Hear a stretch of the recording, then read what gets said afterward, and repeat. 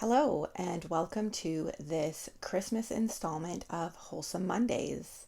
Today I have a very special story that I am going to read called Monica's Christmas Adventure. This story comes to us, Grace of Storyberries. I will link it down below in case you really like the story. It's quite a lovely, very, very cute Christmas story. Storyberries does have several free stories on their website that you can read if you don't have a large collection of Christmas books at home.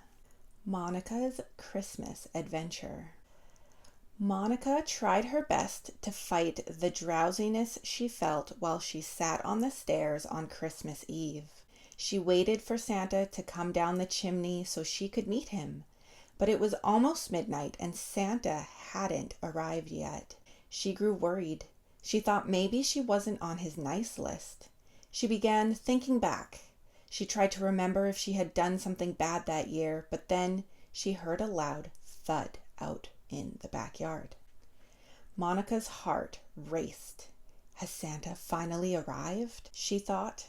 She twisted the doorknob to open the door slightly, just enough for her to peek through, just in case it wasn't Santa. She looked and saw something she didn't expect. It was a reindeer. Monica closed the door and ran upstairs to her room. It was cold outside, so she needed her jacket. Once she got her jacket, she made her way back downstairs. She was careful not to make any noise so that she wouldn't wake her parents. She opened the door again and made her way outside. She shivered as the cold wind blew. She walked towards the reindeer and then she came to a halt. The reindeer was bigger than any reindeer she had seen on the television. She was in awe of the reindeer's size. Monica moved a little closer and noticed that there was something wrong with the reindeer. The reindeer was breathing heavily. She looked around for any wounds but found none. She wasn't sure what was wrong with the reindeer. But then she remembered that every time she ran around the playground too much, she would breathe heavier than normal. Her dad would always give her a glass of water, so she ran back inside and got a bowl of water for the reindeer. Monica hurriedly went back outside with a bowl of water. She was careful not to spill any of it. She walked slowly, leaving another set of footprints on the snow. She placed the bowl near the reindeer's mouth. The reindeer moved slightly and started drinking. It only took a few moments for the reindeer to empty the bowl. Having its strength replenished, the reindeer got up. Monica took a step back and saw the reindeer tower over her. It looked mighty with its antlers. Then it bowed its head in front of her. It appeared to be a gesture of gratitude. She bowed her head in reply. The reindeer walked a few steps, then stopped. It had found something. Monica, being a little curious, checked to see what the reindeer had found. She was surprised when she saw a Christmas bag full of gifts. She wanted to see whether her gift was there, so she took it all out of the bag. To her disappointment, none of the gifts were for her. It broke her heart a little. As Monica stood there with a gloomy look on her face, the reindeer slowly pushed a gift at her foot. She picked it up and saw that it was for a kid named Spencer. Puzzled by the reindeer's action, she said, "This gift isn't for me." The reindeer tapped the gift Monica was holding with its nose. Again, with a puzzled look on her face, she said, "What do you want me to do with it?" The reindeer tapped the gift with its nose again. Monica, again puzzled by the reindeer's gesture, said, "Do you want me to help you deliver all of this?" The reindeer raised its head. Monica finally understood what the reindeer wanted. She hesitated for a moment, then realized that it was almost Christmas, and other kids hadn't had their gifts delivered yet. It would also be hard for the reindeer to deliver the gifts on its own. "Okay, Mr. Reindeer, I'll help you deliver these gifts," Monica said. She placed all the gifts back in the bag and carried it on her back. The reindeer then picked her up by the hood of her jacket with its mouth and slowly settled her onto its back. "Wait. I don't know these kids. How are we supposed to know where to deliver them?" Monica asked. The reindeer lifted its head to reassure her that she didn't need to worry. Monica decided to trust the reindeer. When the reindeer got ready to take flight, Monica noticed that the reindeer's nose started to glow. Her eyes widened when she realized who the reindeer was. Wait, are you? Before she could finish her question, the reindeer took flight and off they went. Monica was scared at the beginning of their journey.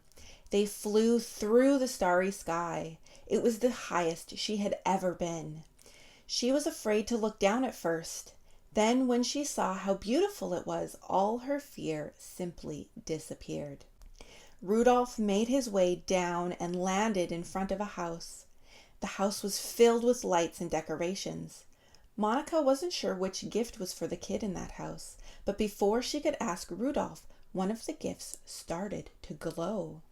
She took out the gift and read that it was for Caroline.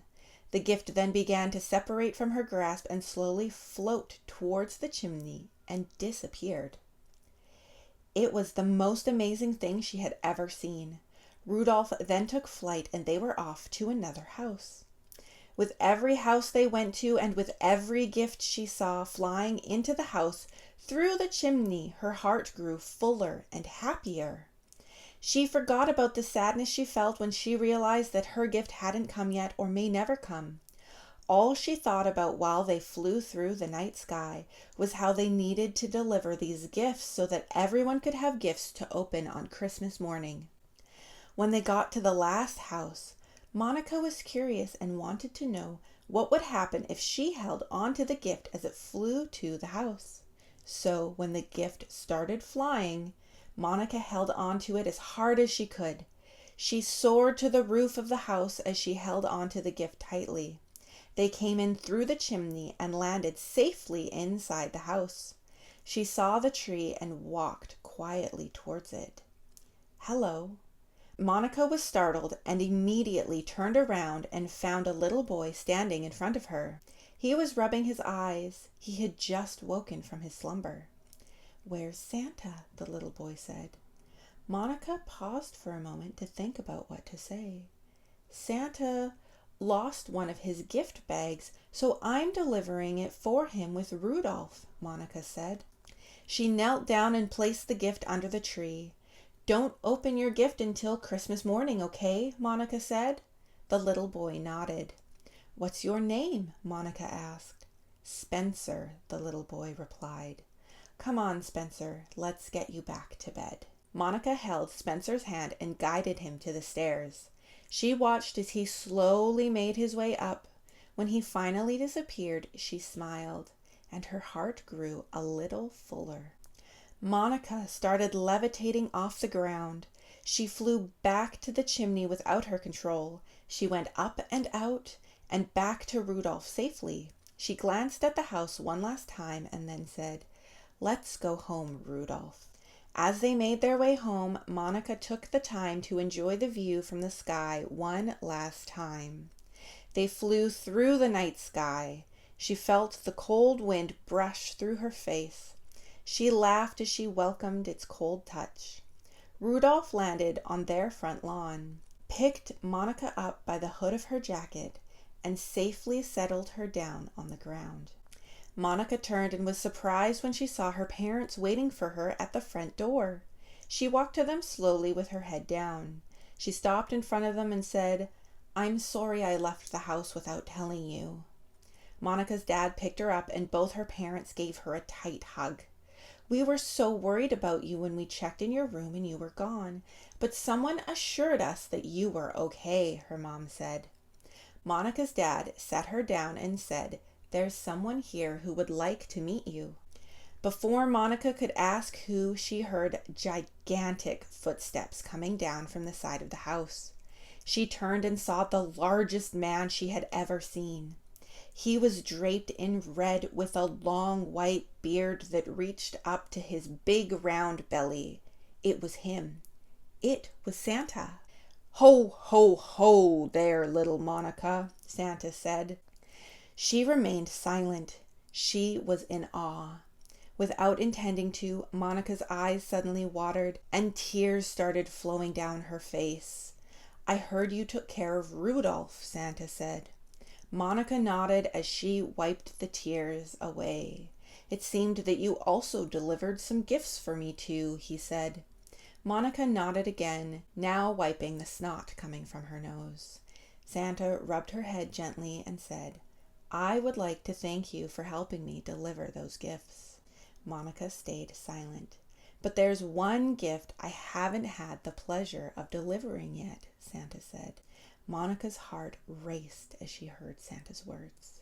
She looked up and saw Santa holding a glowing gift. He handed it to her and she accepted it wholeheartedly. All of a sudden, she couldn't stop smiling.